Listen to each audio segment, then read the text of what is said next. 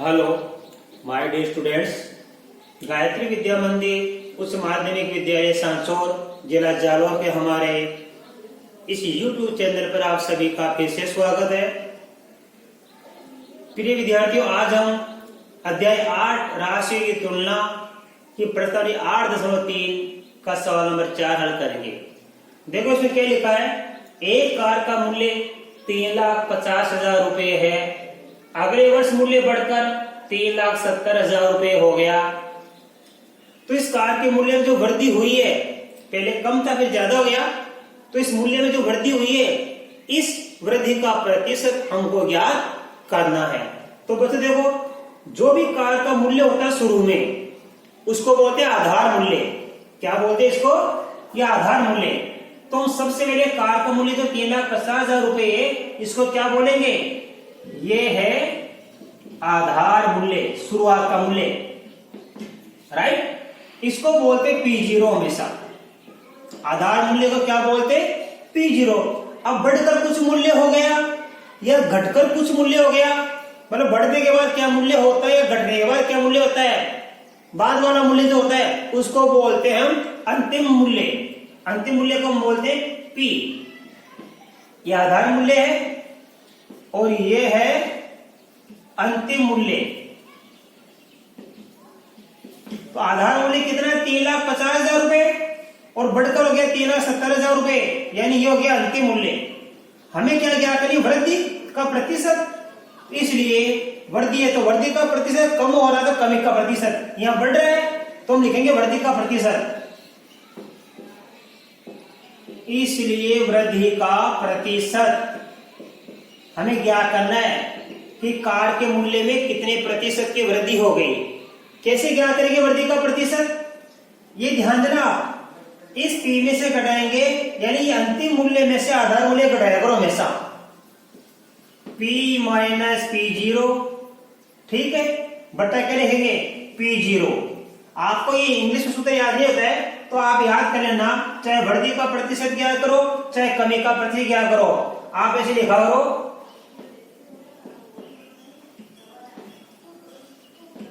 ये अंतिम मान माइनस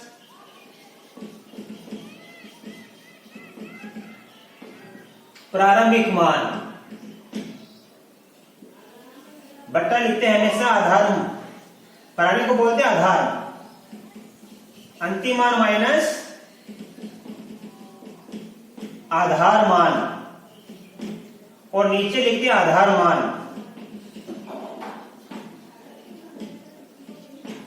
और गुणा कर देंगे 100 से, राइट। तो देखो यहां पे आधार मूल्य बोलो या आधार मान एक ही बात है, अंतिम मूल्य बोलो या अंतिम मान एक ही बात है।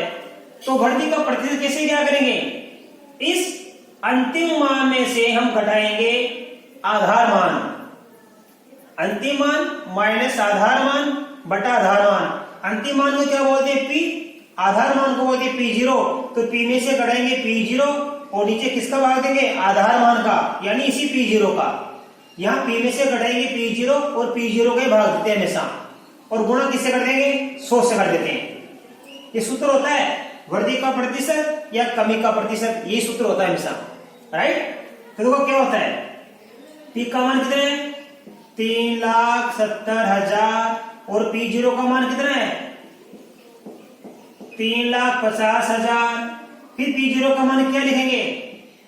3,50,000 और गुणा किससे कर देंगे हम? 100 से कर देंगे, राइट। तो देखो 2 शून्य से 2 शून्य तो हमारे पास ये कट जाएगा बच्चों, ये 2 शून्य ही कट गया। अब 3,70,000 में से घटाएंगे 3,50,000 तो बचेंगे कितना? 20,000। कितना बचेगा? 20,000। इसमें भाग देंगे 3500 का। किसका भाग देंगे हम? 3500 का। तो देखो वापस 2 शून्य से 2 शून्य कट गया। अब ये दोनों संख्या 5 से कटती है, 5 का भाग देंगे 7 बार और 5 का भाग देंगे तो आएगा 40। तो ये बच गया 40/7 प्रतिशत। 40/7 प्रतिशत। अब हम 40 में 7 का भाग दे लेंगे, 7 पंजे 35, घटाएंगे तो बचेगा 5। तो 5 बार तो पूरा पूरा भाग गया, राइट। इसके बनाएंगे उचित भिन्न, यानी जो शेष बचेगा उसको बनाएंगे अंश, जिसका भाग दिया वो लिखेंगे हर में। तो ये आ गया 5 सही 5/7%। 5 सही 5/7% की वृद्धि होगी। तो वृद्धि का प्रतिशत कितना हो गया? 5 सही 5/7%। इस प्रकार आप ज्ञात करना, चाहे वृद्धि का प्रतिशत ज्ञात करो चाहे कमी का प्रतिशत। सूत्र ये रहेगा P माइनस P0/P0 गुणा में 100। What is mean of P? P का अर्थ क्या होता है? P का मतलब होता है अंतिम मान और P0 का मतलब होता है आधार मान, शुरुआत का मान। अब आप इसका स्क्रीनशॉट लो, मैं आपको इसके बाद अगला सवाल नंबर 5 सिखाऊंगा बच्चों। अब देखिए बच्चों क्वेश्चन नंबर 5। एक टीवी का क्रय मूल्य 10,000 रुपए, यानी टीवी कितने में खरीदा? 10,000 रुपए। उसको 20% लाभ पर बेचने पर कितना विक्रय मूल्य प्राप्त होगा? यानी टीवी खरीदा 10,000 में और बेचने पर लाभ कमाया 20%, तो विक्रय मूल्य कितना प्राप्त होगा? पहले आप इस बार समझो, लाभ बराबर कितना है? 20%। ये प्रतिशत का मतलब 100 में से, तो 20% लाभ का मतलब है कि 100 रुपए में जब हम कोई वस्तु खरीदेंगे तो उसको बेचेंगे 20 रुपए ज्यादा में, यानी 100 + 20 120 रुपए में हम बेचेंगे। यानी किसी वस्तु का क्रय मूल्य 100 रुपए होगा तो विक्रय मूल्य होगा 120 रुपए। यदि यहाँ पे हानि होती 20%, तो हम 20 रुपए कम में बेचते, तो हानि 20% का मतलब होता कि किसी वस्तु को हम 100 रुपए में खरीदे तो उसको 20 रुपए कम में बेचेंगे, अर्थात 100 - 20 80 रुपए में बेचेंगे। तो देखो लाभ 20% है, इसका मतलब लिखो आप। क्रय मूल्य लिख दिया 10,000 रुपए, विक्रय मूल्य हमको ज्ञात करना है। अब लाभ 20% लिखा है, इसका मतलब लिखेंगे बच्चों अर्थात, ध्यान देना कि जब क्रय मूल्य 100 रुपए हो तो विक्रय मूल्य बराबर होगा 100 + 20 बराबर 120 रुपए, राइट।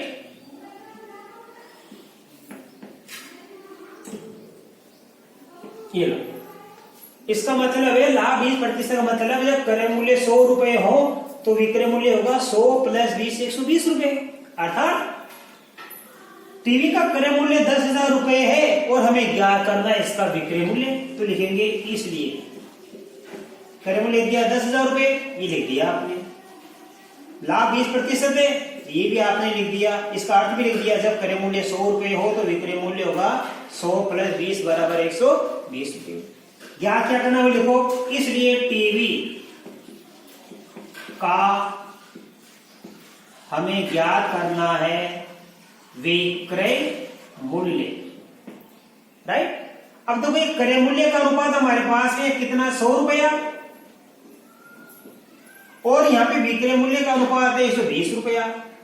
इसी अनुपात में से हम ज्ञात करते हैं, इसका अनुपात बनाएंगे और दी गई संख्या से हम गुणा कर देंगे, चाहे क्रय मूल्य हो चाहे विक्रय मूल्य। तरीका सीखो, क्रय मूल्य का अनुपात 100 है और विक्रय मूल्य का अनुपात 120 रुपए है, यानी क्रय मूल्य 100 हो तो विक्रय मूल्य होगा 120 रुपए। इसी का विलोम, यदि विक्रय मूल्य 120 रुपए हो तो क्रय मूल्य 100 रुपए होगा, राइट। क्रय मूल्य 100 तो विक्रय मूल्य 120। ज्ञात क्या करना? विक्रय मूल्य। तो इसका अनुपात कैसे बनेंगे? इनमें से जो मान हमें ज्ञात करना है वो तो ऊपर लिखेंगे। हमें ज्ञात करना टीवी का विक्रय मूल्य, तो विक्रय मूल्य का अनुपात 120 है, ये ऊपर लिखना और इस 100 को लिखना नीचे। तो लिखेंगे हम, इसलिए टीवी का विक्रय मूल्य होगा 120/100 और गुणा कर देंगे इस क्रय मूल्य से 10,000। इसका मतलब है, ध्यान देना बच्चों आप, ये क्या क्रय मूल्य और ये क्या विक्रय मूल्य। तो टीवी का क्रय मूल्य 100 रुपए है तो विक्रय मूल्य 120 होगा, और टीवी का क्रय मूल्य 10,000 रुपए है तो विक्रय मूल्य कैसे क्या करेंगे? 120/100 गुणा में 10,000। अब आप देखो 2 शून्य से 2 शून्य हमने काट दी, तो यहां बच गया 120 × 100 120 को हम 100 से गुणा कर देंगे बच्चों, तो जो 1 2 3 शून्य आ गई, 12 को 1 से गुणा करेंगे 12, तो 12,000 रुपये टीवी का क्या हो गया, ये हो गया विक्रय मूल्य। इस प्रकार आप सवाल को करना, बड़ी सरल तरीके है। आप चाहे विक्रय मूल्य दिया हो, चाहे क्रय मूल्य दिया हो, चाहे लाभ दिया गया हो, चाहे हानि दी गई हो, आप इसी प्रकार से लाभ हानि का प्रतिशत या क्रय मूल्य या विक्रय मूल्य सब कुछ ज्ञात कर सकते। दो ही बातें होती है, या तो क्रय मूल्य के साथ लाभ और हानि दिया हुआ आएगा, अथवा विक्रय मूल्य के साथ लाभ और हानि दिया हुआ आएगा। एक मूल्य ज्ञात कराएंगे, एक मूल्य पूछ लेंगे, क्रय मूल्य दिया तो विक्रय मूल्य ज्ञात करो, और विक्रय मूल्य दिया तो क्रय मूल्य ज्ञात करो। अब देखो बच्चों, हमारे सवाल है, यहाँ क्रय मूल्य दिया हुआ था, क्रय मूल्य के साथ क्या दिया है, लाभ का प्रतिशत, तो क्रय मूल्य दिया और विक्रय मूल्य हमने ज्ञात कर लिया। राइट, अगला सवाल देखो, वॉशिंग मशीन का विक्रय मूल्य कितना, 13,500 रुपए आपके सवाल में लिखा है बच्चों, साफ साफ आपके पुस्तक को देखना, इसमें लिखा है जूही एक वॉशिंग मशीन 13,500 रुपए में बेचने पर 20% की हानि उठाती है। इसका मतलब है वॉशिंग मशीन को उसे कितने में बेचा, 13,500 रुपए में, तो ये 13,500 रुपए हो गया विक्रय मूल्य। तो वॉशिंग मशीन का विक्रय मूल्य 13,500 रुपए है, बेचने पर प्राप्त हुआ है ना, और हानि कितनी हो रही है, 20% की हानि हो रही है। तो बताओ उसने वह मशीन कितने में खरीदी थी। बड़े सरल तरीका है, यहाँ क्रय मूल्य दिया है और हमने विक्रय मूल्य ज्ञात कर दिया। कैसे, इस विक्रय मूल्य को ऊपर लिखा, क्रय मूल्य को नीचे लिखा। क्यों कि जो हमें ज्ञात करना है उसका अनुपात ऊपर लिखते हैं। यहां हमको क्या ज्ञात करना है, विक्रय मूल्य, तो ये हमने ऊपर लिखा, ये नीचे लिखा। यहां हमको क्रय मूल्य ज्ञात करना पड़ेगा, तो हम 100 ऊपर लिखेंगे और बाकी जो विक्रय मूल्य का अनुपात है उसको नीचे। दो चीज है, जिसका मान ज्ञात करना है उसका अनुपात ऊपर लिख दो। अब देखो कैसे, वॉशिंग मशीन का विक्रय मूल्य दिया हुआ है 13,500 रुपए और बेचने पर हानि कितनी हो रही, 20%। इसका मतलब लिखेंगे हम, अर्थात इसका मतलब लिखेंगे, जब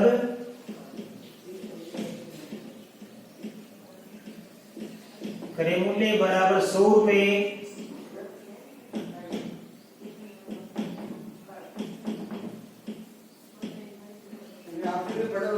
हो तो विक्रय मूल्य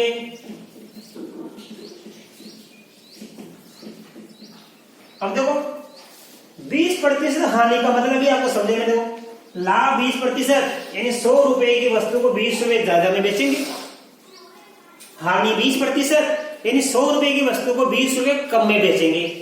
तो हानि 20% का अर्थ लिख रहा हूं मैं, हानि 20% का अर्थ लिख रहा हूं। अर्थात जब क्रय मूल्य 100 रुपए हो तो विक्रय मूल्य कितना होगा, 100 में से 20 घटा दो, 100 माइनस का 20 बराबर कितना आएगा,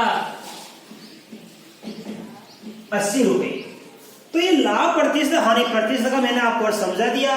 लाभ 20%, 100 रुपए वस्तु को 120 में बेचेंगे 20 ज्यादा में।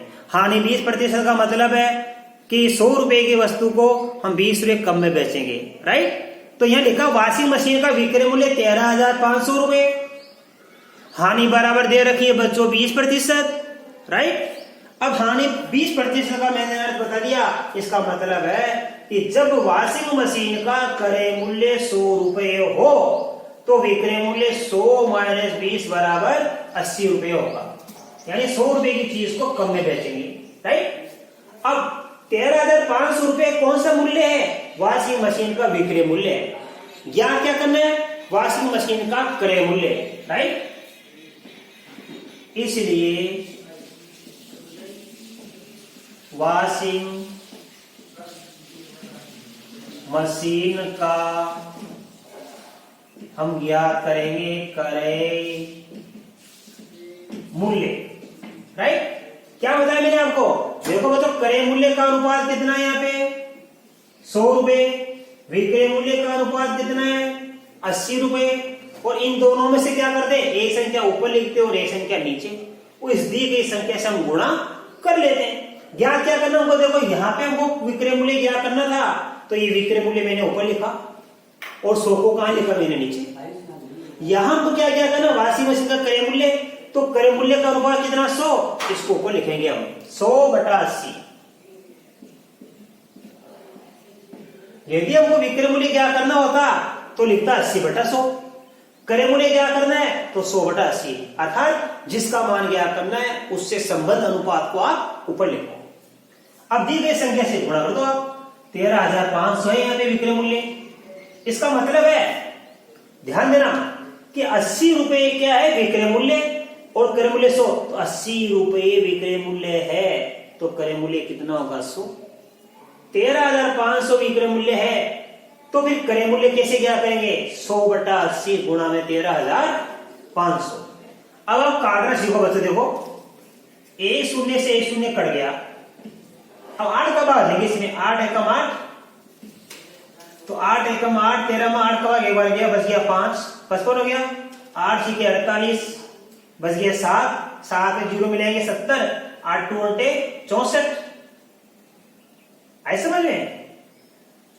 बच गया कितना पीछे 6, फिर 8 2 7 56, बच गया 4,